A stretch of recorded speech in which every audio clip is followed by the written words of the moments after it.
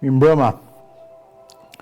Jemi në sofrën e ditës shtunë dhe unë sot kam të ftuar një mik, Ledion Lakon. Është drejtori i përgjithshëm i Agjencisë Kombëtare të Bregdetit.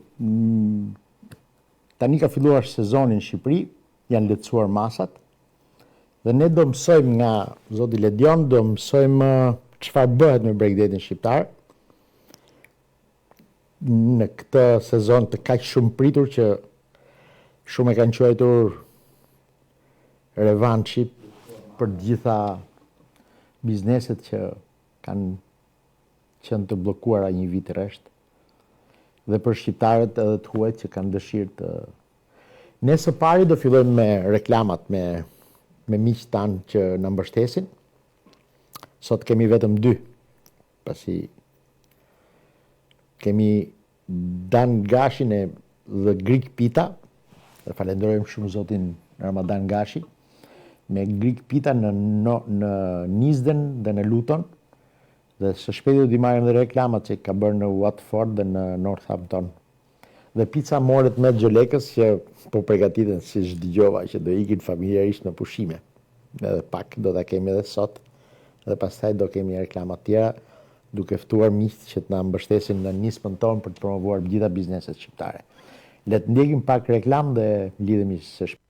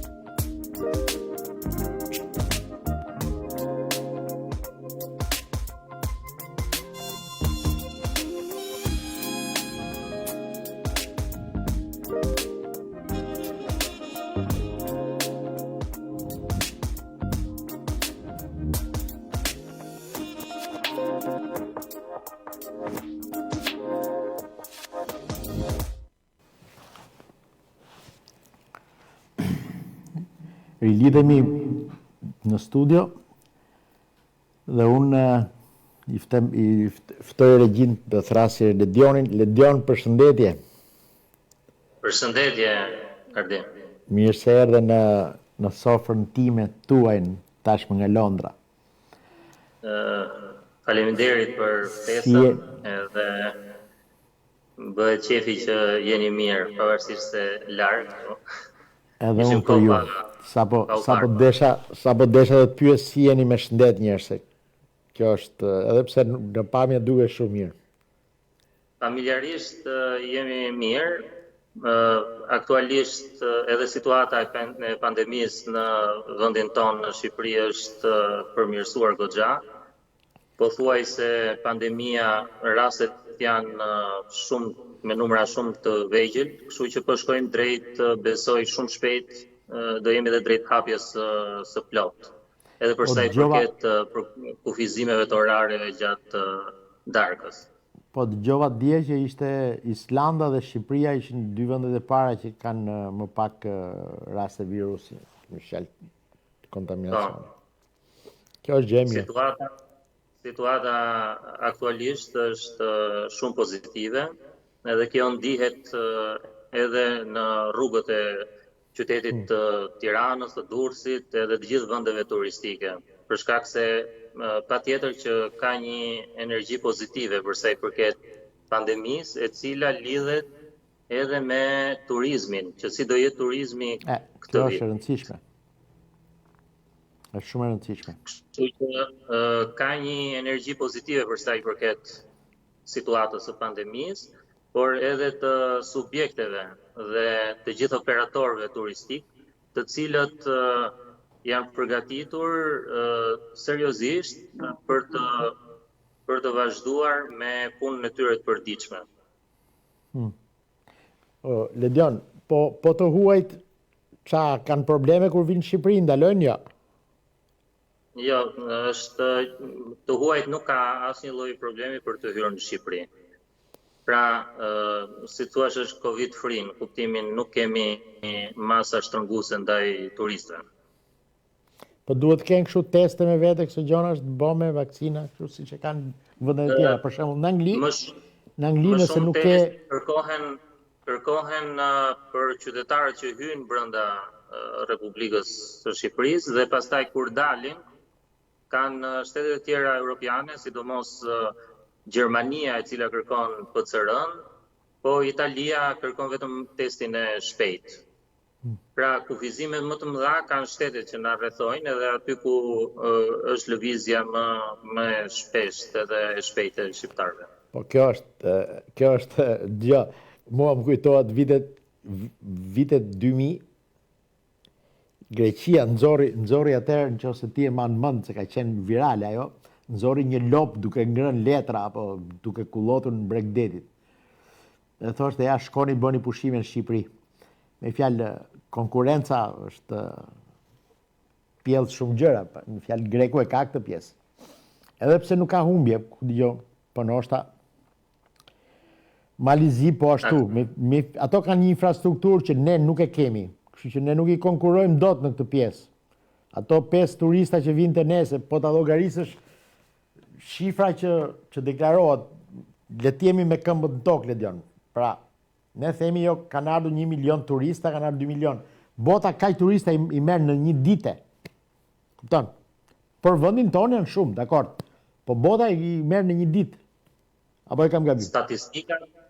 Statistika, për sa i përket shifrës së turistëve, llogariten me numrin e banorëve që ka vendi ynë. Pra, flitet rreth në vitin 2019 kanë qenë pak më shumë se 6 milion turistë të regjistruar në sistemin TIMS, të futur në vendin ton gjatë gjithë atij viti. Turist, çfarë, më fal që të ndërpres, çfarë llogaritë turist? Kosovarë? Për një vend si yni që ka rreth 3 milion banor që janë rezident aktualisht në një shifër me 2 shifrore është goxha pozitive. Ne nëse nuk do kishte ndodhur situata e pandemisë, shpresat ishin që të shkonin drejt 10 milion turistë në vit në vendin tonë. Kanë shumë 10 milion. Dhe unë di që gjithë Greqia situata realisht për sa i përket zhvillimit të turizmit në vendin tonë është shumë pozitive. Kjo nuk shikohet vetëm tek përgatitja e institucioneve, të cilat si bashkitë po ashtu edhe qeveria ka marrë masa për sezonet turistike, po jo vetëm, po ka patur edhe një përgatitje nga të gjithë operatorët turistik, nga bashkitë, të cilat i kanë dhënë një rëndësi shumë të veçantë zhvillimit të turizmit.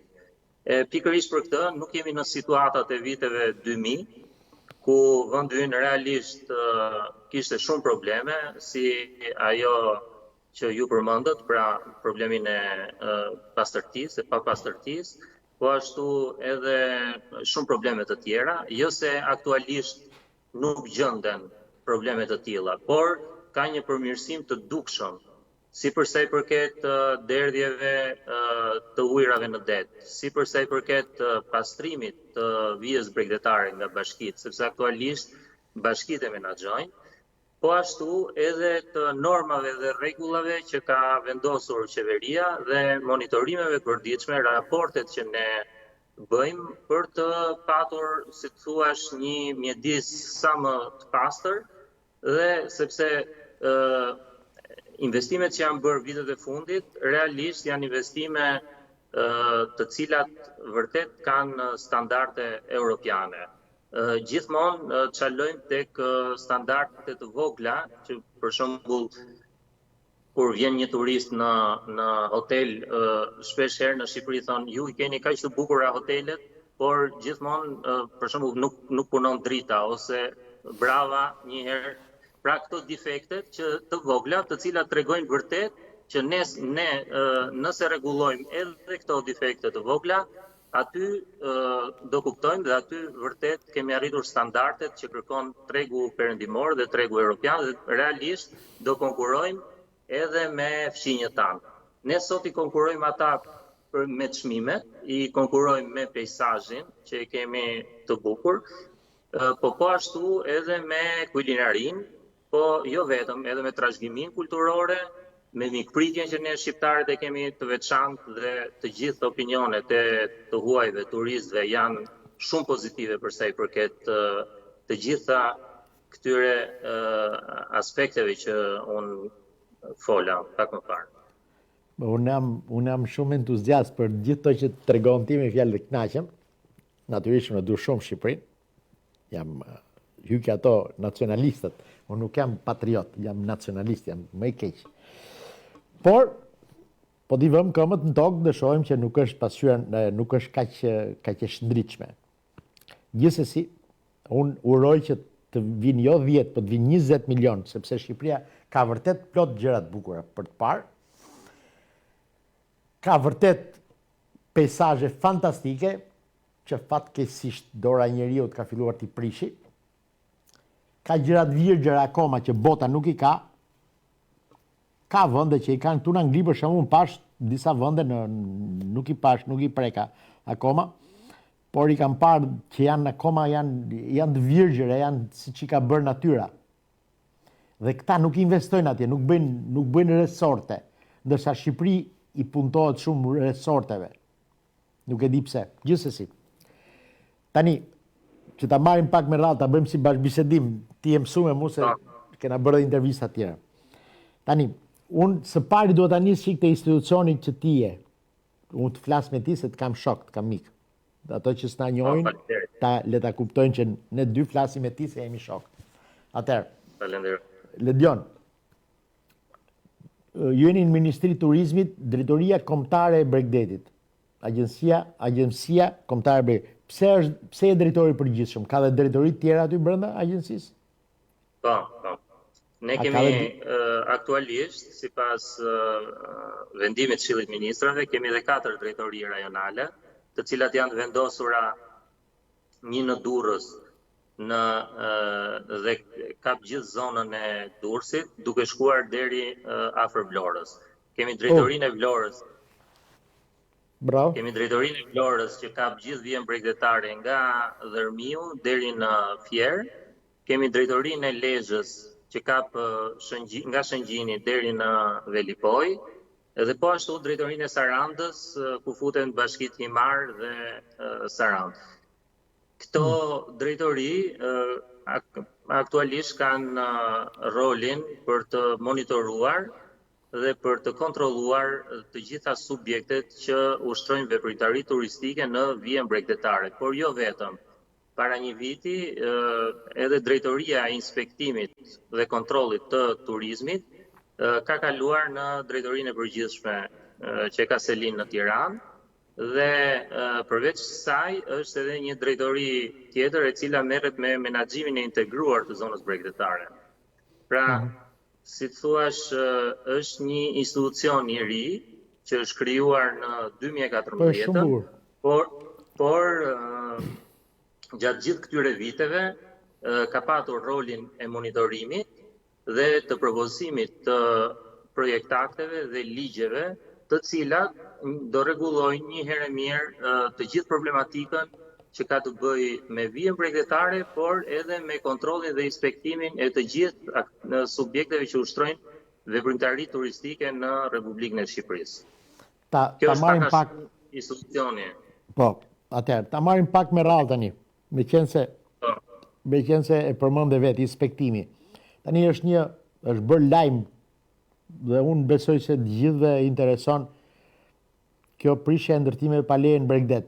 Pse tani dhe shumë mirë që u bë gjithsesi, po pse tani, pse nuk është bërë që në 2013 ku filluan dhe tjerat?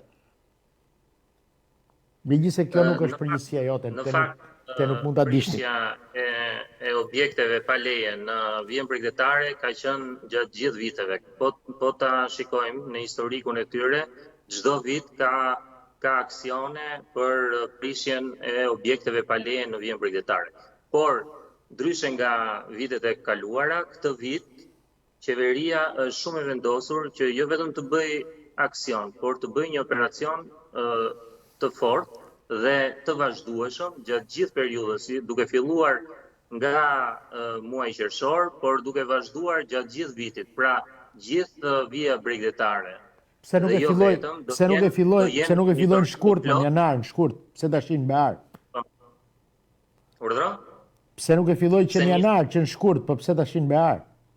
Po ta shikojmë edhe prishjet që janë kryer, kanë respektuar të gjithë procedurën ligjore, janë lajmëruar subjektet sipas ligjit, janë lajmëruar një muaj para, 2 javë para, dhe po prishin ato objekte të cilat nuk kanë ndikim të drejtë për drejtë në plazhe apo që të krijojnë shqetësime për turistët. Kështu që është një operacion shumë mirë i detajuar nga ana e Ministrisë së Rendit, po gjithashtu dhe me institucionet që kanë varësi, si KMT-ja, e cila duke koordinuar me gjithë edhe me Ministrinë e Turizmit, po bën të mundur evidentimin e të gjitha ndërtimeve pa leje dhe prishin e tyre në mënyrë graduale, duke i prishur, duke i pastruar, duke hequr dhe inertet, në mënyrë që mos të ketë probleme me ambientin. Sa kilometra plazh kemi ne në total, në Bregdet? Ne kemi rreth 440 kilometra, në të cilat... Nga Buna në Konispol. Po, të cilat, për shumë sepse pak më parë, ju thatë që kemi në Angli ka shumë vende të virgjera që nuk është investuar, e po ashtu jemi dhe ne. Në gjithë të vijë bregdetare, shumë pak janë vendet, po ta marrësh me përqindje, është shumë pak kilometra janë ndërtuar. Vetëm që kemi atë përqendrimin në një pikë, si për shembull në Golem, në Durrës apo në këto zonat që ka interes të madh, për shkak edhe falë sepse infrastruktura nuk ka qenë shumë e mirë dhe kjo ka bërë të mundur që këto vende të rrinë të virgjera. Aktualisht me forcimin e institucioneve, me forcimin e bashkive të cilat edhe të kontrollit nga ana e qeverisë për të gjitha lejet që jepen në vijën bregdetare, të gjitha ndërtimet apo lejet që do jepen do jenë të kontrolluara dhe pikërisht kjo do bëjë atë që të kemi një zhvillim të qëndrueshëm të investimeve të turizmit në vijën tonë bregdetare. Unë kam para të pjesën vjet. Para se të largohesha, kam qenë me Adin, me Ad Domin, ti e njeh Adin operatorin, një bashkëpunëtor. Ne shkuam dhe filmuam një djalë, ato kishin një ferm që kishin pula, gjëra, apo aty afër bregut detit, po diku nga Kallë, jo nga Bishti Pallës, mbrapa Bishtit Pallës, nuk e di si ka emrin nga pjesa atje. Pa shkuar në Kallë, në qelë. Rëra fantastike. Aty bëshin gjiro me kuaj. Fantastike, ledë flaka, diku pjesa e flakës bregdetit. Ishte një prallë. Unë urova aty kur e pash urova me shpirt, rëra zez, po gjë më të bukur s'kisha pa ndonjëherë. Po. Të futesh këmba në rër me fjalë sikur ishe në bor. Prallë. Realisht kemi vende shumë të bukura dhe pikërisht është momenti tani që institucionet janë shumë kujdesshme edhe me dhënien e lejeve dhe pikërisht edhe ky aksion prandaj është, ose më saktë operacion, prandaj ka filluar në mënyrë që të jepet fund një herë e mirë të gjitha iniciativave nga ana e qytetarëve për të ndërtuar në mënyrë të paligjshme në vijën bregdetare, po jo vetëm. Leja jepet për një vit. Ta lidh atë, po. Po. Unë doja atë që thatë ju në lidhje me bukurinë e atij vendit. Aktualisht në vendin tonë ka dhe një iniciativë të shtuar nga ana e sipërmarrësve për të investuar shumë në apo në bujtina apo agroturizëm, bujtina të cilët kanë marrë janë certifikuar si agroturizëm dhe realisht aty kupton që sa bukur janë ndërtuar këto objekte në harmoni të plot me natyrën dhe duke respektuar mjedisin dhe patjetër duke zhvilluar blegtorinë apo turizmin e qëndrueshëm në ato zona. Po, këto pjesa agriturizmit është jashtë Bregdetit, se besoj nuk dalin delet në det, apo? Jo, patjetër është jashtë, po ka edhe ka aktivitete të cilat janë shumë afër bregut të detit. Kemi disa në qarkun e Durrësit, po jo vetëm. Për shkak edhe të lëvizjes, duke qenë se afër detit ka dhe rrugët janë më të mira, e normalisht edhe këto investimet e këtyre subjekteve janë bërë në afërsi të qendrave urbane, siç kemi disa, për shembull afër Rruzgullit, disa pika agroturizëm apo kur shkojmë rrugës Përnishëm që është shumë afër detit dhe realisht kuptojmë që këto investime kanë dhënë një vlerë të shtuar edhe ofertës së turistëve që të kenë të provojnë kulinarinë vendase, po nga ana tjetër dhe zhvillimit të zonës të fshatarëve të cilët kanë mundësi ku produktet e tyre t'i çojnë në këto ferma, sepse këto realisht kanë edhe konsum të lartë të produkteve. Lexova një lajm që ka vënë shteti ka vënë një lehtësi që kush kthehet dhe hap një agriturizëm, i hiqen taksat. Si është kjo puna e këtij ligjit, se nuk e kam parasysh? Kjo atëherë, për sa i përket agriturizmit, është shumë e qartë, duhet plotësosh një sër kriteresh, pra duhet kesh disa dhoma, duhet kesh një hapësirë të caktuar. Pikërisht për këtë, në fakt ne si Inspektoriati i Turizmit në bazë të një urdhri që kam nxjerrë, ishte edhe kontrolli i atyre 20 deri tani janë të certifikuar nga Ministria e Turizmit, që kanë statusin agroturizëm, bizneset të tilla, dhe për t'i kontrolluar, por edhe për t'i këshilluar që të respektojnë të gjitha standardet që janë të përcaktuara me ligj për sa i përket ofrimit të këtij shërbimi. Nga ana tjetër, kemi shkuar edhe në subjekte të cilat kanë shkruar që janë agroturizëm, por në fakt nuk e kanë marrë akoma certifikatën për shkak se ose janë në pritje, kanë marrë miratimin paraprak, por nga ana tjetër janë tjerë shumë mirë që ne kemi qenë afër tyre si institucion duke i këshilluar që ata të aplikojnë edhe të respektojnë dhe rregullat dhe kriteret, por të plotësojnë edhe të gjitha kriteret në mënyrë që ta fitojnë atë status. Pra ka patur një bashkëpunim midis institucionit që unë drejtoj dhe subjekteve. Për sa i përket këtij lloji turizmi. Ka shumë kërkesa? Realisht ka një numër të shtuar të kërkesave por jo të gjitha subjektet i përmbushin kushtet. Po kjo, ç'ishte kjo e shtetit që i jepte agevolacion, quhet në italisht, si i thënë shqip, me fjalë lehtësira fiskale, apo nuk e di, për të rinj që duan të vinë të hapin biznes, që qeveria i jep 5.000 euro. Kjo ka të bëjë me bizneset, me emigrant apo student të cilët kanë një ide, duan të hapin një biznes në vendin tonë dhe qeveria jep një bonus starti për prej 5.000 eurosh për të ndihmuar këta të rinj që të hapin bizneset e tyre, por nga ana tjetër është edhe një stimul që patjetër ata të vinë edhe të kontribuojnë për vendin e tyre të gjithë ato eksperiencë që kanë marrë në vendet perëndimore. Pse hapet biznes me 5.000 euro?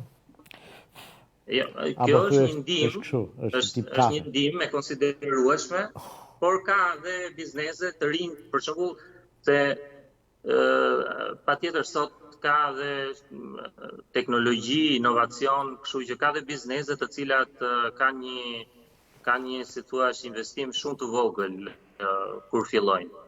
Megjithatë kjo është një pjesë e paketës së ndihmës. Është gjë e bukur, është gjë shumë e bukur, të jemi realist, të mbështetet. Ka ndihma nga ana e qeverisë për ata që marrin statusin agroturizëm në të marrësh sot me fjalë marrësh një bonus nga shteti, qoftë 1 lek. Me fjalë është gjë e bukur sepse në fundit tregon që shteti po mendon për ty. Unë shpresoj që agriturizmet të shtohen. Unë kam jetuar ca vite në Itali dhe unë e di me fjalë çfarë vlerë kanë. Niseshim nga qyteti, bënim 20 kilometra për të shkuar në një agriturizëm, sepse hahesh mirë, ishte ambient i qetë në fshat, sidomos shtunë diel që largohen nga ajo rrëmuja e qytetit, nga rrëmuja kaotike e qytetit, dhe njerëzit duan të rinë pushim, duhet të rinë në paqe. Tani, se do shtohen në Shqipëri këto duhet ishin bërë 20 vjetë shkuara, gjithsesi më mirë vonë se kur. Por le të kthehemi pak te Bregdeti, sepse ky intereson, jo se agriturizmi nuk intereson njerëzve, por intereson shumë sa objekte janë prishur deri tani Ledio dhe ku jeni. Çfarë situate është pak a shumë? Në fakt është një numër i konsiderueshëm deri tani që është prishur, por në numrin e saktë të statistikave të gjithë këtë operacion e drejton një institucion që quhet IKMT. Po, e kam parasysh. Po në bashkëpunim me ju apo jo? Urdhro? Në bashkëpunim edhe ju, apo vetëm ata? Në bashkëpunim, por kryesisht ka qenë Ministria e Brendshme dhe e ka kompetencë direkt inspektoriati. Ne kemi raportuar të gjitha rastet që kanë qenë të jashtëligjshme dhe patjetër edhe raportimet që kemi bërë ne në polici, në prokurori, po ashtu dhe në Inspektoratin Kombëtar të Territorit, kanë ndikuar për të vazhduar këtë operacion. Aty ku prishet një objekt, çfarë vazhdon? Është rrugë, bëhet plazh, çfarë bëhet aty? Aty ku prishet një objekt, në radhë parë pastrohet nga inertet dhe patjetër në bazë të statusit që ka ajo tokë. Se në rastin se është një tokë private, po ka ndërtuar pa leje, toka i ngelet atij që e posedon. Fal të ndërpres, Ledio, sepse është një pjesë që më intereson. Më intereson mua dhe publikut. Atëherë, ai ka ndërtuar një objekt në tokë private, thua ti në Bregdet. Sa metra duhet të jetë larg detit që mos të ndërtohet? Që të ketë pronë private? Se ka një në rast se është jo, mirë, pavarësisht nga jo. Me sa din ti, me sa din në djenin tënde, sa metra larg duhet të jetë nga bregu? Shumica e këtyre ndërtimeve, sidomos ato në afër rrës, janë patjetër në tokë publike. Dhe patjetër që kjo i kthehet qytetarëve në kuptimin edhe bashkive, që cilët kanë detyrimin ta pastrojnë, ta menaxhojnë. Jo, se ka pas një debat ka pas një debat, jo duhet të jetë 50 metra nga bregu, dikush thot 100, dikush thot 200, dikush 250, nuk arrit ta kuptoj, unë nuk e di të saktën, po unë e kam ditur 50 a 100, diçka e tillë. Nuk e di sa është me fjalë që nuk mund të bëhet kur pronë private. Pikërisht në 100 metra që janë nga vija e bregut të detit, por ne prandaj kemi propozuar në Ministrisë edhe Kryeministrisë që të hecim me projekt ligjin dhe me draft ligjin për menaxhimin e vijës bregdetare.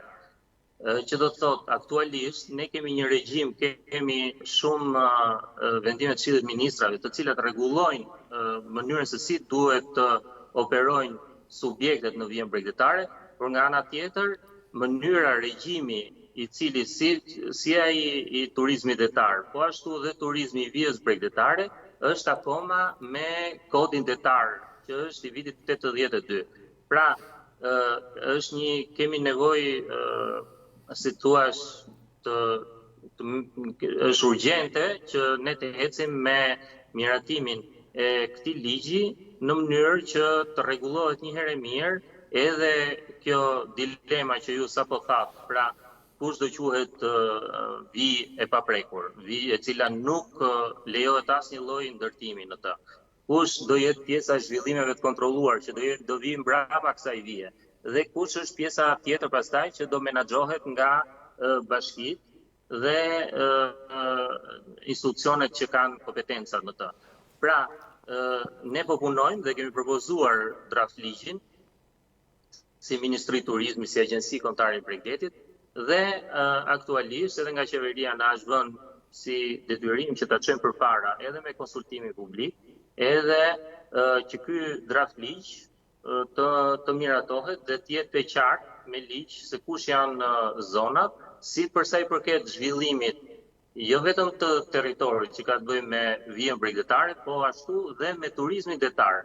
Pra të ketë një ligj të qartë për zhvillimin e turizmit detar. Aktualisht u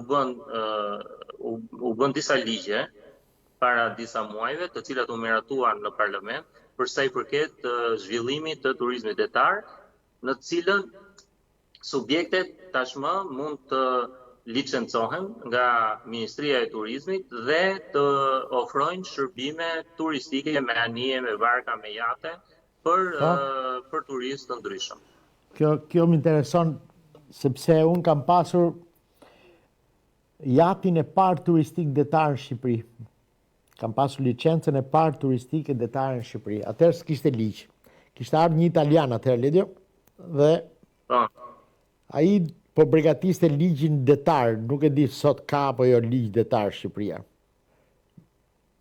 Ishte kohë e moratoriumeve dhe po. Dhe nuk ishin bllokuar. Kemi një ligj për turizmin detar, i cili përcakton qartë të gjitha subjektet të cilat duan të ushtrojnë aktivitet në bregdet. Pra patjetër që këtu kemi të bëjmë me rregulla të mirë përcaktuara dhe patjetër këto rregulla duhet i plotësojnë të gjitha subjektet, certifikohen nga Ministria e Turizmit dhe pastaj janë objekti i kontrollit nga ana e Inspektoriatit të Turizmit për kriteret dhe të gjitha pajisjet që ata duhet të kenë. Pra, ma bëj ta kuptoj edhe një herë. Pra, unë kam një lokal, një hotel në Bregdetit. Unë dua të marr një jat apo një bark, kështu që të bëj shëtitje njerëzve, përveç lejes në kapiteneri për barkën, për këto unë duhet të marr dhe leje për njerëzit në Ministrinë e Turizmit. Po. Sepse janë në radhë të parë, ky ligj e ka lehtësuar shumë mënyrën se si të bëhet turizëm. Pra, sepse nuk është kapiteneria ajo e cila mund të vendosë rregulla për sa i përket mbrojtjes, për sa i përket personave, dhe se sa larg duhet të rrinë nga pregu i detit, pra edhe varkat të cilat janë të licencuara. Për sa i përket kapitenëve ose atyre të cilët janë timonierët që drejtojnë skafin apo varkën turistike. Kështu që aktualisht kemi një ligj i cili rregullon edhe këtë problematik e cila në fakt e vetmja vijë bregdetare ose zonë bregdetare e cila nuk frekuentohej nga varkat, nga jatet, është pjesa e vendit tonë. Kështu që fal këtij ligji ne besojmë shumë që do kemi një numër të shtuar të jateve, varkave apo edhe atyre që duan të bëjnë duan të investojnë tek turizmi detar, sepse realisht është si thua një biznes i cili nuk është fillestar. Duhet ndërtohen porte jatesh, duhet ndërtohen kalata jatesh. Edhe me ato qeveria ka hecur. Ju pse nuk i propozoni shtetit të vendosni murale guri në Bregdet, në fjalë në distancë 150-200 metra nga bregu. Në Itali është komplet kjo, e thyen dallgën, nuk e lën ty brenda, dhe ruan Bregdetin nga batica që fiton tokë. Ti e din që çdo det fiton 1 milimetër, 1 centimetër çdo vit me ecën brenda, futet me fjalë i merr tokës dheun. Ndërsa kur bëhen këto barierat, që vjen këto barierat përpara është më ndryshe. Këtë nuk mund të aplikosh në Currila, nuk mund të aplikosh ke Brylli, ke Kështjella dhe Aragosta, po pjesa tjetër e Bregdetit po. Sidomos nga plazhi Golem, ajo zona komplet deri në derët Vjosës. Me anë të këtij ligji dhe patjetër edhe vendimet e Këshillit të Ministrave që duhet të plotësojnë këtë ligj, rregullohet e gjithë kjo marrëdhënie. Pra, edhe ku duhet të ankorohen, do ketë edhe ankorime të përhershme, vend parkime të përhershme, po do ketë edhe nga ato të cilat janë të përkohshme, që janë me plastik, pak larg metra nga vija bregdetare, dhe ankorohen aty jatet, kështu që dhe biznesi, hotelet që janë në vijën kryesore të jugut apo edhe të Adriatikut, që kanë interes, mund të aplikojnë edhe të kërkojnë sipas ligjit që të krijojnë këto pika të përkohshme vetëm gjatë sezonit verës. Mund të krijojnë një tip porti të vogël jatesh, barkash. Janë pika është e përcaktuar qartë në vendimin e Këshillit të Ministrave, janë pika që vendosen për të ankoruar mjetet vetëm gjatë sezonit turistik, që do të thotë nga 1 maj deri në 15 nëntor, pra kur edhe koha premton, janë disa janë modele të reja tani që praktikohen edhe në këto vende të perëndimore, dhe aty është mundësia e një ankorimi të përkohshëm prej 10-12 varkash apo jatesh, dhe patjetër që biznesi i cili ofron këtë shërbim, pra subjekti hoteli, ka dhe interesin sepse këta turistë të cilët vinë me varkat e tyre apo me jate, patjetër që edhe do kërkojnë shërbime të tjera për të fjetur në hotel, edhe kështu janë të lidhura bashkë. Normale.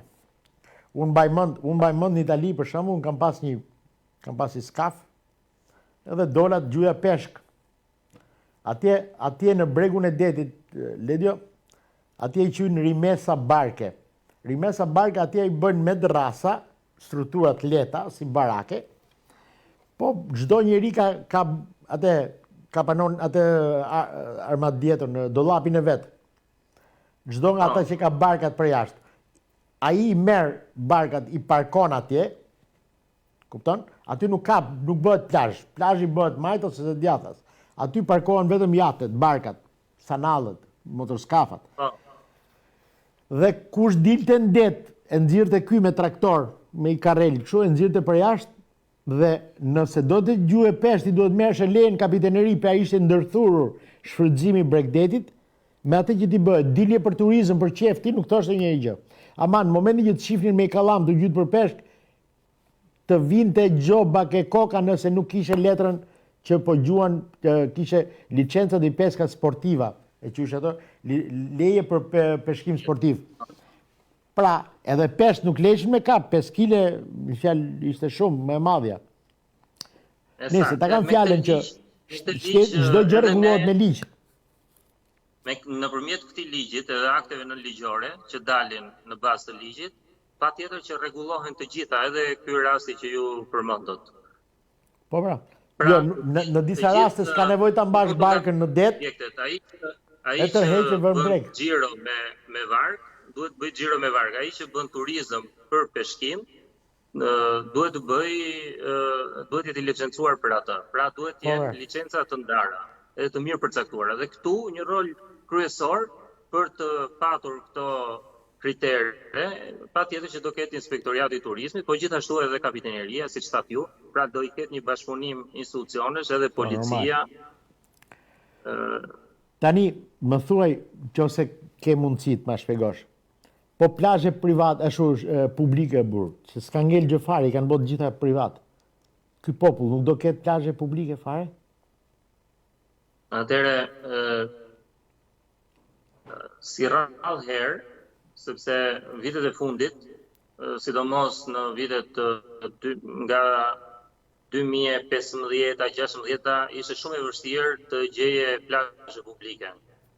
Shumë e vështirë, sepse kishte një interes shumë të madh nga ana e subjekteve për të vënë shezllona në rrugë. Dhe normalisht Agjencia Kombëtare e Bregdetit bënte monitorimin e të gjithë vijës bregdetare e të gjithë stacioneve të plazhit, por këto leje jepeshin nga bashkitë në ato vite. Ka 2 vjet, në vitin e vjet ishte, si thuash, ky start i ri që ne bëm një projekt ligj, bëm një vendim të Këshillit Ministra propozuam dhe u miratua, i cili rregullon një herë mirë të gjithë të problematikë që ishte ndër vite. Dhe si u zgjidh, nëpërmjet bashkitë e menaxhojnë vijën bregdetare me pastrim, me ndriçim, po ashtu me të gjitha problematikat që ka vija bregdetare, por nga ana tjetër ato propozojnë sipas ligjit që 80% e një vije lineare, për shembull nga Ura Dajlani, se ju jeni nga jemi të dy Durrësa, nga Ura Dajlani deri në Plepa, në një vijë lineare për shembull 5 kilometra, 20% e kësaj vije duhet jetë i dedikuar për plazh publik.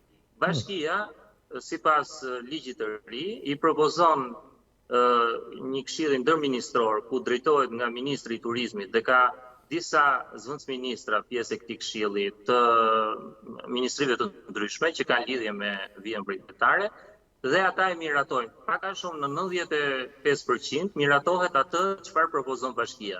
Dhe për herë të parë kemi nga vjet, po edhe këtë vit është dedikuar më saktë, kemi në harta të cilat janë te Asigu, por edhe tek Agjencia e kjo Akshi, në të cilat shikohet qartë se ku është pjesa që i takon publikut dhe ku është plazhi i cili jepet i menaxhuar. Dhe vjet realisht ka patur një sukses në këtë drejtim, sepse qytetarët kanë patur vende publike të dedikuara për plazh publik, po nga ana e këtë vit do ketë akoma më tepër dhe do ketë kontrolle shumë të mëdha. Ne kemi dhënë një rëndësi shumë të madhe me inspektoriatin, me policinë, që të gjitha ato parcela apo stacione që janë publike dhe janë dedikuar publikut, do jenë të hapura për publikun. Dhe për këtë ne kemi marrë masat dhe do fillojmë shumë shpejt një inspektim në të gjithë territorin për sa i përket respektimit të kësaj. Po gjithashtu kemi edhe task force-ën që ngrihet nga prefektura, edhe kjo task force detyrë kryesore këtë ka, të garantoj plazhin publik për qytetarin, e cila është miratuar nga ky këshill i ndërministror që tham pak më parë. Pra, aktualisht ka dhe nëpërmjet sistemit e-Albania subjektet aplikojnë për të pajisur me leje. Dhe këtë vit është risi, sepse shumica e subjekteve, sidomos ato që kanë bërë investime domethënëse në vijën bregdetare, siç janë hotelet, do kenë kontrata dhe ka filluar lidhja e kontrata, miratimet nga ana e ministrisë. Dhe më pas, Agjencia Kombëtare e Bregdetit ka lidhjen e kontratës me subjektin dhe patjetër që përfituesi është bashkia, por kjo kontratë këtë vit, ndryshe nga vitet e tjera, që më parë ka qenë vetëm një vjeçare, këtë vit do jenë kontrata 5 vjeçare, në të cilën i jep mundësi subjekteve apo bizneseve që të investojnë në këto plazhe, të i mbajnë pastër dhe të ketë një shërbim më të mirë, më cilësor ndaj turistëve, ndaj plazhistëve. E ka gjëra si të vetin. Kjo edhe nga ky komuniteti i bizneseve që ushtrojnë veprimtari është parë si një gjë shumë pozitive, fakti që në radhë të parë ta marri plazhin atij që i takon, pra ai që plotson kriteret sipas vendimit të Këshillit të Ministrave, ai që ka hotelin në vit të parë, pastaj ai që ka hotelin në vit të dytë dhe nëse nuk ka asnjë nga këto hotelet që kanë interes për atë plazh, i është dhënë mundësia që të ketë subjekte të cilat kanë më shumë se 20 tavolina dhe mund të ushtrojnë një aktivitet ofrojnë edhe shërbimin, por nga ana tjetër plotësojnë edhe kriteret se si duhet jetë një stacion plazhi. Pra që nga tualetet, dushet, largësia e çadrave dhe respektimi edhe sidomos kjo largësia e çadrave do ta shihni mirë se bëhet tjetër shtrihet këtu me gruan, vjen tjetri ngjitur ta shef gruan si me pas gruan e vet, në kuptim figurativ. Pra janë aq ngjitur sa shpresojmë që të ndryshoj ashtu siç thoni dhe ju, siç thuhet ti se. Po ta shikojmë sepse ne është një punë që e bëjmë për vit edhe shikojmë përmirësimet që kemi patur. Për shembull, vitin e kaluar kanë qenë rreth 4 metra larg njëra tjetrës, jo të gjitha subjektet e kanë respektuar, por nëse nuk e kanë respektuar, kemi marrë masa ndaj tyre me gjoba ose kemi njoftuar policinë dhe kanë pasur probleme të tjera. Po ju keni të thjesht pse du t'i vesh gjob? Unë mendoj që t'i vesh gjob do të thotë që të marrësh 2 lek. Ju, shteti nuk është kaq i vdekur për lek më burr. Shteti nuk zbaton rregullat, unë të heq licencën, më harroj filmi. Pse duhet me shku me gjoba? Këto pjesa e largësisë, sipas vendimit të Këshillit të Ministrave, e ka me mas, nuk e ka me kurse ajo që the që të heq licencën ka të bëjë me vrojtuesin. Një pikë që do jetë patolerueshme. Aty do dalim mrapa, ndërsa këtu ke respektimi, aty ke vrojtuesit dalim direkt mas kësaj. Po ke respektimi distancave. Është shumë e rëndësishme Ledi, aja ti e familjar vet, ka plot familjar. Atëherë, ti e me shezllon këtu, vjen tjetri ta rras mu këtu ngjitur. Çu pa? Ti nuk bën dot muhabet. Pse? Se ai gruan e vet e nxjerr nga krau tjetër, vetëri këtej. Në kuptimin po marrim rastin maskilist të fjalës, por familjar, o Ledi, nuk mund të rrin 4 metra është distancë e pranueshme. Por jo të gjithë e respektojnë. Kur nuk e respekton, hiq licencën. Të vit është 3.5 metra, sepse vjet ka qenë për shkak edhe të pandemisë, e ne e shtym edhe me gjysmë metër, e bëm një distancë akoma më të madhe. Sepse është sipas vendeve. Sipas VKM-s, nëse do ishim në kohë normale, do ishte 2.5 në vendet plazhet e Virgjera, sepse atje nuk është se ka shumë hapësira, janë plazhe. Po plazhet e Virgjera, pse duhet ta marrin privatët? Pse? Përderisa plazhi është i Virgjër, leret Virgjër, të rrinë njerëzit si duan. Patjetër. Ato plazhet e Virgjera ashtu janë lënë publike, shumica e plazheve të Virgjër. Ne flasim për plazhe. Vini një sportel atje. Kush do hymena të pagojë 2.000 lek, 2 euro, 3 euro, e të hymena të rritë sa doj. Po pse duhet të jetë privat e i që të marri, nuk ka kuptim. Plazhet shkëmbore, siç është zona e Dërmiut që shkon deri në duke kapur dhe vijën e Imarës edhe të Sarandës, ato plazhet shkëmbore nuk është se kanë hapësirë siç kemi ne në Adriatik, në kuptimin që ka hapësira të mëdha rëre. Dhe aty edhe ligji e ka rregulluar që të jetë pak më afërsia nga çadra në çadër të jetë më e vogël sesa në plazhet ku ka hapësira të mëdha. Është e përcaktuar me ligj. Jo, flas ato që janë plazhet Virgjera, pse duhet të jepen privatit? Që ti shfrytëzoj privat. Jo, plazhet e Virgjera nuk janë dhënë privatit. Po, aty skepse ai e fare aty. Është kjo pjesa kallmi që shkopën Porto Romane nga mrapa. Ato janë plazhe që nuk kapen me tokë. Atje të kputen këmbët me dalë me tokë, dalesh vetëm me bark. Imagjino tash di ajo ka një copë rër, mos gabohem unë diku ke 2 metra gjithsej vija brigdetar atje. e gjerë. Kupton se gjatësi ka aty sa dush. Po ato janë plazhe fantastike. Unë një herë kam qenë me barka në mrapa dhe ato janë për të bërë ato plazhe nudiste që ani nga qeveria ju i ka ca tipa që i pëlqejnë. Prandaj ishte edhe kjo nisëm e qeverisë për të bërë këto kontrata 5 vjeçare në mënyrë që subjektet ta kenë shumë të qartë që nëse nuk respektojnë rregullat dhe normat dhe ligjet, atëherë patjetër që do arrihet deri aty sa ti revokohet licenca. Kështu që kjo është shumë e qartë. Prandaj shteti nga një anë të ofron mundësinë që ti të jesh një subjekt i rregullt, të respektosh rregullat, të jep edhe mundësinë që të kesh një biznes sigurt për 5 vite, që mund të investosh edhe në shazllone, edhe në dushe, edhe në mënyra se si shërben atje.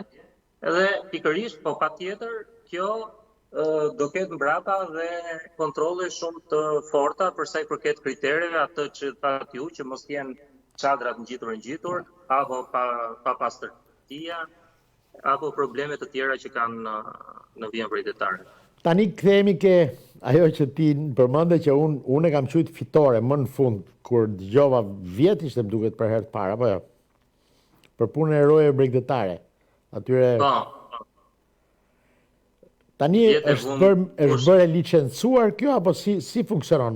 Na i trego pak neve edhe spektatorëve se nuk vjet ne bëm realisht ishte një, si thuaç, një revolucion në këtë pikë, sepse bota ka 100 vjet që e ka. Para 3 viteve për shembull ka patur vetëm 20-30 mbrojtues plazhi, që ishin edhe të certifikuar, pra sepse problemi është që nuk mund të lësh një person i cili nuk është i kualifikuar aty. Ai realisht ne kemi statistika, ai është personi i cili shpëton jetë. Nuk bëhet fjalë vetëm për persona të cilët mbyten në thellësi. Çfarë rekvizitesh duhet ketë ky personi? Çfarë duhet plotësoj ky personi? Moshuar sa kuzin këmbët në ujë, aty mund të ndodhi një atak kardiak dhe realisht mbrojtuesi i plazhit jep ndihmën e parë dhe kemi shumë raste që kanë shpëtuar mbrojtuesit e plazhit vjet. Dhe numri ka qenë shumë i ulët në krahasim me 3-4 vite më parë. Nga 44 që ka qenë para 4 viteve, ka ardhur në rënje dhe vjet do ketë qenë 6 që kanë qenë të mbytur prej mbytjes. Domethënë kanë qenë një numër shumë i vogël në krahasim me vitet e tjera. Këtë vit risi është që çdo kontratë që po lidhim si agjenci kombëtare e bregdetit, pa sjell një marrëveshje dhe një të notarizuar midis mbrojtuesit dhe biznesit, ne dhe certifikatën e cila është personi licencuar ky mbrojtues, ne nuk i lidhim kontratën. Po pra ky mbrojtuesi çfarë duhet të ketë, çfarë rekviziti, çfarë aftësish? Çfarë aftësish, sepse mua më ka qelluar të shoh një mirëditor, me gjithë respektin me mirëditorët, që ka marrë një copë letër dhe është marinare ai sot.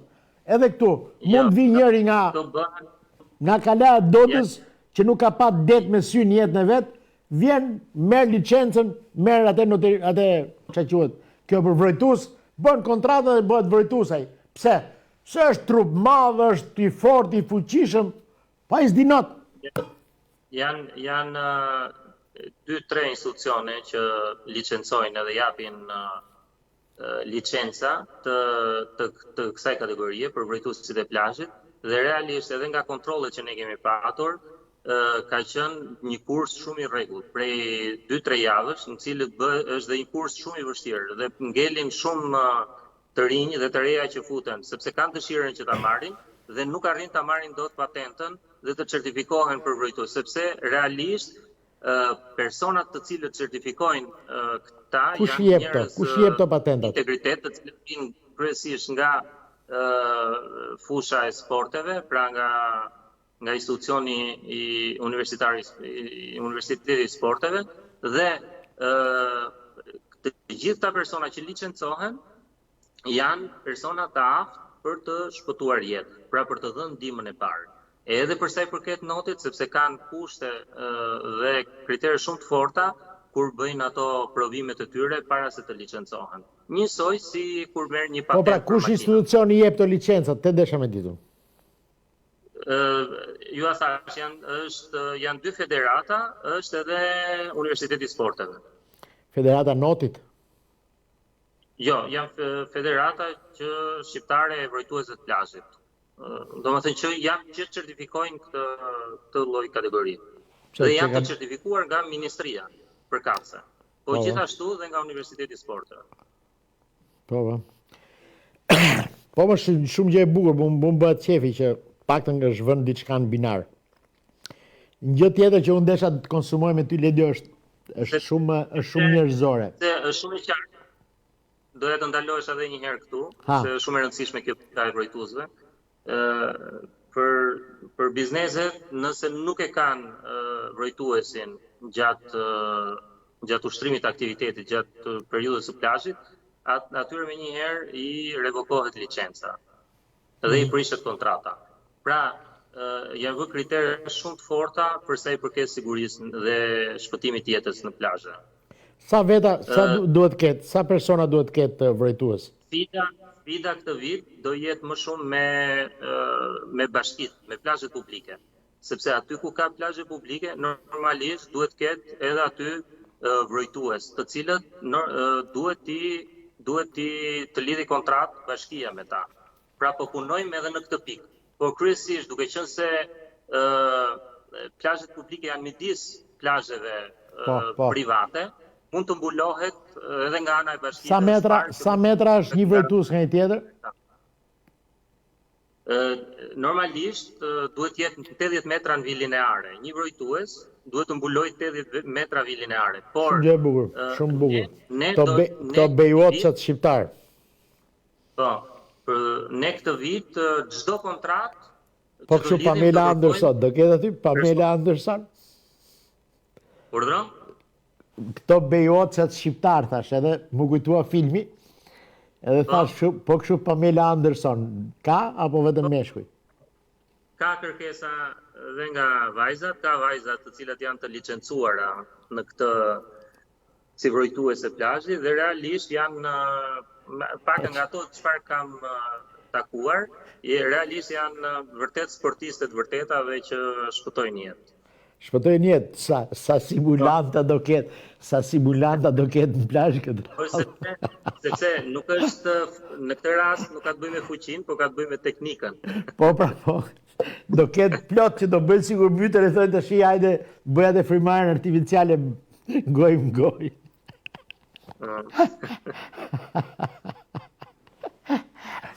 Ledio, unë kam pa plazhin e Durrësit mas shumë kohësh, mu tek i dite, dole atje ke pistat e uta, një mbas dite. Ai është plazh që nga natyra bjen leshterik vetë, kupton se është Bregdeti që ka shumë bimësi.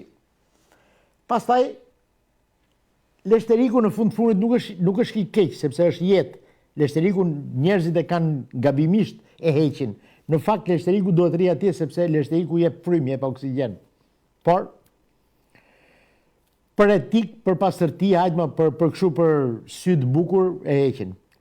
Por, një gjë që mua më habit, në aty kalojnë gomar me dy kosha në krah, edhe shete, hajde fish, thotë, edhe kalon mes plazhit. Tjetri ka marrë atë karrocën me ombrella, me çadra, me drekë, me shejton, me shapka, me robe banjo. Tjetri shet qofte, tjetri shet petulla. Edhe këto kalojnë në breg të detit. Disa stacionohen atje, në Teteuta, Polonia, stacionohen aty. Mirë që Bregdetin e kanë marrë me beton, kanë ardhur deri te gjysmë e Ronës që maj men unë kalama.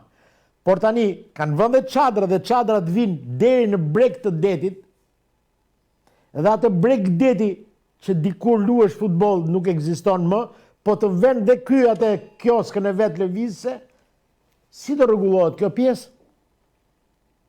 Në fakt, në vjet, për shembull, ka qenë një situatë shumë herë më e mirë për sa i përket kësaj lloj problematike, sepse ka patur edhe një bashkëpunim të biznesit me bashkitë dhe me policinë bashkiake dhe ashtu me policinë e shtetit.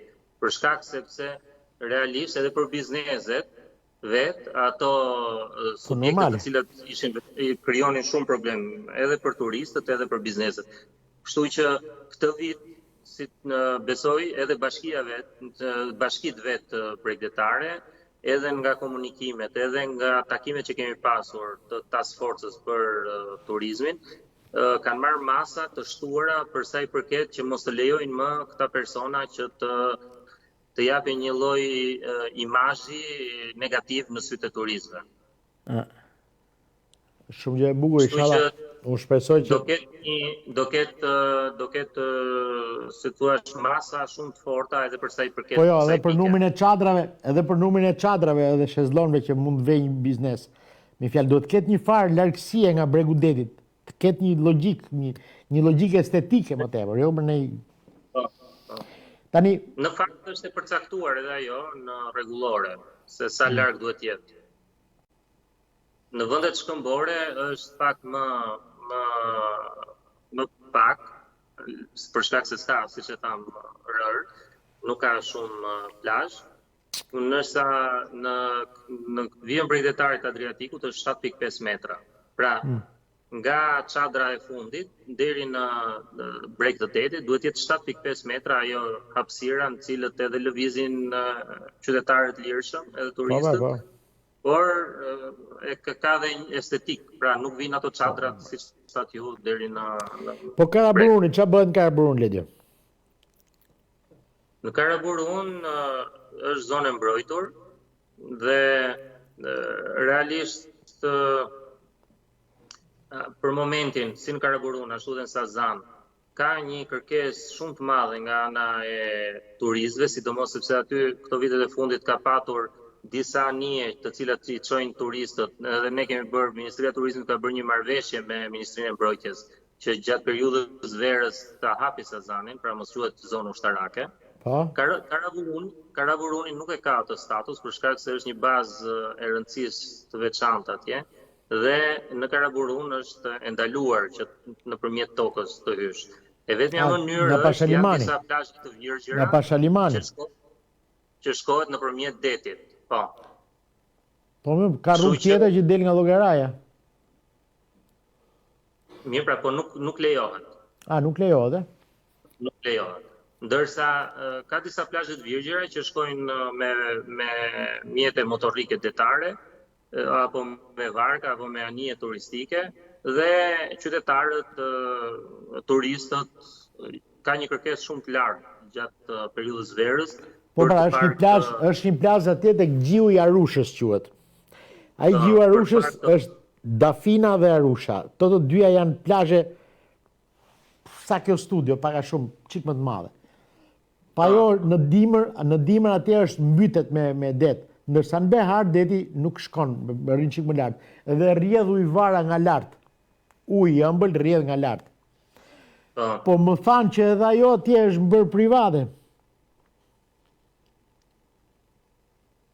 Të thanë apo? Më thanë, unë pash ca foto dhe pyeta, më thanë që është... Tha nga Ducati, me fjalë, të thanë, kjo është e jona. Ja, në fakt ato janë të gjitha plazhe të virgjëra dhe shkohet, siç e thash, shkohet vetëm me anije.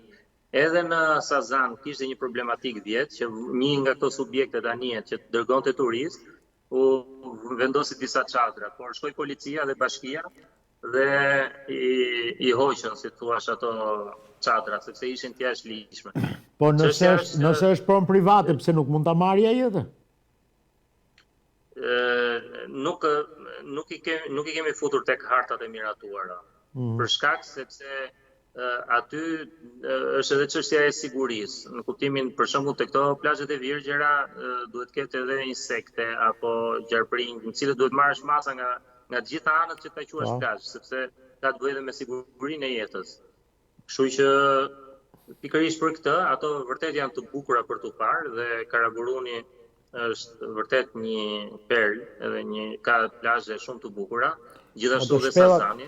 Kja do shpellat ngjitur me atë të Xhaliut, se ajo Xhaliut paktën, unë nuk e di, ju do të bashkëpunoni me Ministrinë e Turizmit, me Ministrinë e Kulturës, që në bazë të fondeve, unë besoj se për fonde ka ngelur, krau i brendshëm i shpellës Haxhi Aliut është i pa zhbllokuar, pra është i mbuluar me rër. Me sa di unë gjithmonë, nëse është zhbllokuar këto vite të fundit, po unë e di që jo. Dhe ajo është një gjë e bukur, është prallë. Legjenda thotë që barkat e Haxhi Aliut hynin nga deti dhe nuk kapeshin se dilshin nga krau tjetër, shkonin futeshin në Orikum. Unë në fakt e di që fshiheshin aty, jo që dilin nga krau tjetër, gjithsesi. Po, fshiheshin, dilin nga krau tjetër, aty është plot me ashtu, unë di edhe legjendat e shpellës për Ali Pashajin, thesarit Ali Pashajit, disa thonin që është në Porto Palermo, disa thonin që me mushka është zbritur atje, dhe plot italian, zhytësa shqiptar dhe italian kanë lënë jetën atje. Kanë hyrë dhe nuk kanë dalë më. Nuk janë legjenda këto janë të vërteta. Kështu që nëse që ta thash të spionlik, ta thash në fjalë që ta monitoroni. Të falenderoj. Jo, janë gjëra të bukura, në kufit e legjendës me realitetin, që shqiptarët nëse i vën realitet, në i vën jetë si puna ati djalit, që kishte bërë nga Vlora, ai me gomone kishte bërë linjën Otranto Vlorë. Bravo i qoftë. Ai se lidh me Cybermars italian, fuqishëm, kishte bërë 2 gomone të fuqishme, edhe vishin italian, bëshin plazh dhe ktheheshin mbrapa. Po ka gjë më të bukur. Ne shqiptarët, jo po pirat, jo po të fort, këtu të fort atje, pra bëni gjëra të tilla, bëni gjëra të bukura. Se për prapsina ka disa projekte, edhe për në Sazan, për të kthyer ato pikat e ushtarake që janë aty në Sazan, për të kthyer në atraksion turistik. Janë disa klasa që kanë, se duke qenë se oficerët kanë patur edhe familjet në Sazan, dhe apo disa pika në cilat të kujtojnë ato periudhën komuniste, apo menza që ka qenë aty. Edhe këto, kemi disa fisha projekti, ose mendim ide. Po ima bëni, pse se bëni kazino aty? Të cilat kërkojnë edhe fonde faktikisht, edhe investime për t'i kthyer në atraksione turistike të vërteta. Po për Sazanin ka disa projekte, dhe besoj që shumë shpejt do ketë investim edhe për sa i përket këtyre atraksionit turistik që ofron ajo zonë. Sazani për shembull, unë kam pasur gjithmonë mendimin që ka qenë ajo pralla e Ali Babait me 40 ajdut, apu sezamo. Edhe ajo mund të bëhet i gjë e bukur, për shembull, të bëhet komplet me kazino aty rreth e qark, e të jetë vendi kazino, mos ketë në asnjë vend tjetër në Shqipëri, të vinë nga Italia, nga gjithë bota. Vinë aty me aeroplana, me të ketë 2 pista të vogla me helikopter, me që do bëhet aeroporti i Vlorës, aty bëhet i prallë e bukur, gjithë shkojnë për të luajtur, vinë nga larg Las Vegas i shqiptar. Edhe nëse humbet lekët në njëri detin e ka afër, i gur qaf. Nuk të lejnë mbrojtuesit, kap. Pse të veri mbrojtues në Sazan. Ledion nuk naqa. Në gjë tjetër kishe ne gjë me thënë që mos ngeli peng. Jo. Se ka shumë miq këtej në Londër dhe në Mbretërinë e Bashkuar që bile njërin, unë po e kërkoja sot në telefon, i thash vllai dore ku është? Ka ikë Shqipëri tha, do ka 3 ditë. Me fjalë ikin me vrap se sa janë lecu këto masat, duan t'ikin, duan bëjnë e javë plazh atje se këtu realisht ja vlen. Klima është fantastike, është pak dhap faktikisht të 2-3 ditë, por do ulet. Më tha mama 40 gradë. Dhe ka një situatë, një energji pozitive, edhe nga komunikimi që kemi patur me hotelierët, edhe atyre që bëjnë biznes në këtë fushë, ka patur pronotime, sidomos nga fundi i qershorit deri në shtator, pothuajse po mbushen, ka rezervime shumë të mëdha dhe janë plotësuar të gjitha kapacitetet. Në jug nuk gjen vende, për shembull, në Korrik apo në Gusht. Pra nga zona e Dërmiu deri në Sarandë. por edhe kapacitetet e plazhit që ofron, që kanë më shumë kapacitet që janë, siç është Durrësi për shembull, apo Shëngjini apo Velipoja, ka një numër shumë të lartë të kërkese dhe realisht ka një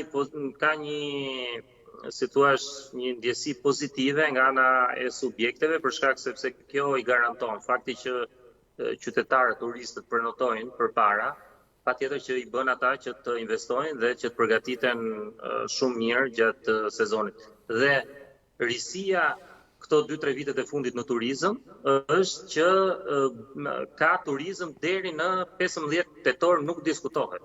Pra, janë me kapacitete gati të plota. Qafë. Po shqyqyr. Kjo është një risi. Dhe pastaj vazhdon deri në muaj, në fund të tetorit, pra, po kryesisht aty kemi me turizmin patriotik, pra që me qytetarët shqiptarë të Kosovës, Maqedonisë, Malizit, dhe që vinë me organizime shkollash e të tjerë. Pra, tamam të gjitha këta subjekte që kanë hotele të mëdha me kapacitete me numra shumë të mëdhenj shtretërsh, pra me 200 dhoma e sipër, janë të kënaqur sepse realisht po shkojmë drejt asaj filozofisë që edhe ministri i turizmit e thot shpesh herë, të kemi turizëm gjatë gjithë vitit, po jo vetëm gjatë sezonit veror. Sepse realisht vendi ynë i ka të gjitha mundësitë që të ofroj këtë lloj turizmi. Dhe patjetër që një rëndësi e veçantë është dhënë edhe këtyre investimeve me iniciativën që ka pasur qeveria për investimin në 100 fshatra. Pra, kjo patjetër që do ndikojë edhe tek agroturizmi dhe tek bujtinat.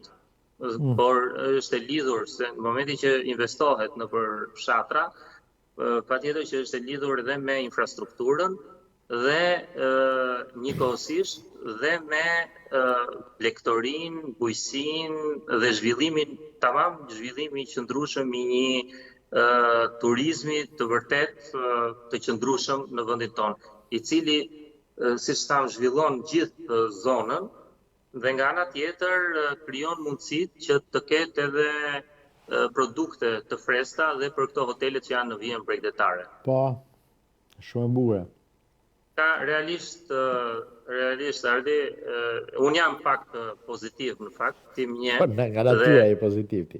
Nësa unë thash po shumë bukur, sepse këto ëndrat vllaim ne kemi dëgjuar ka 30 vjet. Gjon.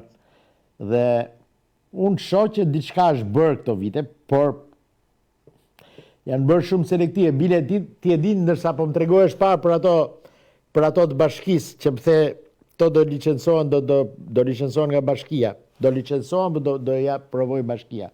Ti e di që edhe ata vrojtuesit që do zgjedhë bashkia aty do jenë militant, po si militant partie nuk të vënë njerin punë. Na kupton se ku ka arrit puna vë? Ka arrit aq keq sa që një familje është ndarë në 4 copash dhe këtu është gjithë e keqja, nuk është e keqja ke unë ke ti. Se ne do punojmë, do bëjmë atë tonën, po këtu është e keqja ke ata që na drejtojnë te koka.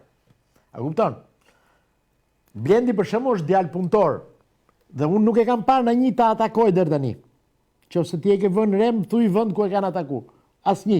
Pse? Sepse ai shef gomarin e vet. Nuk merret me ai ka qenë sekretar organizativ i partisë. Gjon, sot ai shikon punën e vet dhe ndërsa këto të tjerët janë bërë gjithë një lloj. A kupton? To nuk ngasin gomarin, po këtu fillon fushata 2400 vjet ishin fut në punë para fushate. Me kontrata 3 mujoshe, 4 mujoshe. Për ça? Vetëm për sa marrën zgjedhjet o burra koordinator këtu, patronazhiste. Duhet të hiq dorë nga kjo punë. Duhet punohet me sistem, me nënpunësa civil. Duhet punohet, por ti je profesionist, ai tjetër është profesionist, merre futem punë. Nuk po kërkoj unë të bëhem drejtori i monumentet kulturës apo drejtori i turizmit. Unë do merrem me shkrimet, me letrat e mia. Agjencia që unë drejtoj është komplet me nënpunës civil, në pjesa e specialistëve. edhe drejtuesve. Pra që bëjnë konkursin nëpërmjet administratës publike. Por realisht, për shembull, një risi me që hape këtë temë, ka patur për shembull ardhja e këtyre personave të cilët ishin ekselent dhe në institucionin që unë drejtoj në vitin 2019 unë mora këtë detyrë tjetër, se më para isha te drejtori i përgjithshëm i Ministrisë të Kulturës dhe realisht i gjeta aty sa kishin filluar punën shumë të rinj dhe të reja që ishin të ekselencës dhe realisht unë dua ta them se kemi patur shumë sfida, agjencia menaxhoi dhe pjesën e tërmetit me hotelet ku akomoduan. Po isha, i parë, bravo qoftë dhe prate. Edhe me pandemin, personat të cilët u riadresuan në hotel. Pra, dhe realisht jam shumë i kënaqur me shumicën e këtyre të rinjve dhe të reja që kanë dalë ekselent dhe japin një kontribut shumë të madh sepse pikërisht ai që del ekselent tregon që është një njeri, një person i cili punon sistematikisht për të marrë atë notën dhe edhe në punë, edhe në administrat, këta njerëz duhen edhe njerëzit që punojnë sistematikisht çdo ditë. Dhe unë për vete mendoj që kjo ishte një risi dhe një gjetje shumë pozitive për të rregulluar, si thuash, administratën nga të gjitha ato problematikat që ju thatë më parë. Unë shpresoj që Shqipëria të bëhet, por kam përshtypjen që siç po ja thoya Jorgo Gorës, ti e kishe pa emisionin sepse mirta është ky qerosi që po na drejton tha. Po ka kuçedra rreth i qark. Dhe kuçedra hape mbyll rubinet në ujit dhe pin vet ujin. Ledion djali, ishte shumë kënaqësi që folëm së bashku. Unë të uroj sinqerisht gjitha të mirat, ty dhe familjes tënde, të gjithë rrethit miqësor që kemi të përbashkët edhe ato që s'kemi të përbashkët. Të fala dhe zotit ministër nga ana ime. Faleminderit. Doja dërgoj. Do të dëgjohemi për një problem kur të kemu në javë, pas besoj se kam. Gjithsesi ne do të dëgjohemi për qefin tonë. Të iftoj të gjithë ndjekësit e kanalit tuaj që realisht vinë të kalojnë pushimet në Shqipëri. Ata nuk diskutohet. Edhe unë bashkë me ty do ta bëja. Vetë se janë shqiptar, por realisht ka një situatë shumë pozitive edhe për sa i përket standardeve, por edhe kujdinaria këto vitet e fundit ka patur një përmirësim shumë të madh. Kemi realisht në fushën e kuzhinës, kemi kuzhinierë shumë të mirë, shërbimi është rritur dhe standardet e dhomave janë rritur. Pra vjen dhe kalon pushimet shumë këndshëm, edhe me çmime shumë të konkurrueshme në krahasim me këto vendet e rajonit. Po, jam dakord, jam shumë dakord. Duhet ta bëja edhe këtë. Jam shumë dakord. Jo, unë do ta bëja këtë ftesë, unë e bëj zakonisht, unë e bëra edhe radhën e kalume. Unë ja bëj gjithë, unë edhe të huajve, unë i them shkoni, se thash, do li keq që ja bëj gjithë, unë ja bëj gjithë dhe ftesën. Edhe unë i ftoj që të shkojnë në Shqipëri, sepse Shqipëria është vërtet vend i bukur. Është vërtet vend i bukur. Dhe jo vetëm jugu, dhe Malësia, ka zonat fantastike, mjaft që të dim t'i vëmë në punë, por edhe ato katunet e Durrësit që duken sikur s'kan asgjë. Edhe ato katunet e Durrësit sikur duket që s'kan asgjë. Kanë shumë gjëra të bukura. Edhe ai lumi i Erzenit aty afër, ai lumi i Erzenit aty në Shijak. Ka vende prallore për të bërë agriturizëm aty fantastike. Fantastike. Nëse tem për një bisedë tjetër, do ta gjej unë atë temën për një bisedë agriturizmi që do ta bëjmë. Ledion, koha jonë televizive mbaroi. Unë edhe njerë të përqafoj, të falenderoj shumë për bisedën, ishe shumë e vlerë. Faleminderit. Mirupafshim. Të dashur shikues, ishim me drejtorin e përgjithshëm të Agjencisë Kombëtare të Turizmit, Ministrinë e Turizmit, me zotin Ledon Lako, dhe bëm një bisedë shumë shtëruese, informuese për sa i përket masave që janë marrë dhe turizmit, perspektivave që ka turizmi shqiptar. Ishte vërtet shumë e bukur. Bashkë do të dëgjohemi ditën e mërkurë. Deri atëherë nga unë Ardi Omeri, nga Albi UK TV dhe në TV Pikal, të cilat i falenderojmë për mundësinë që na japin, bashkë me sponsorat tanë. Mirupafshim, të mërkurën.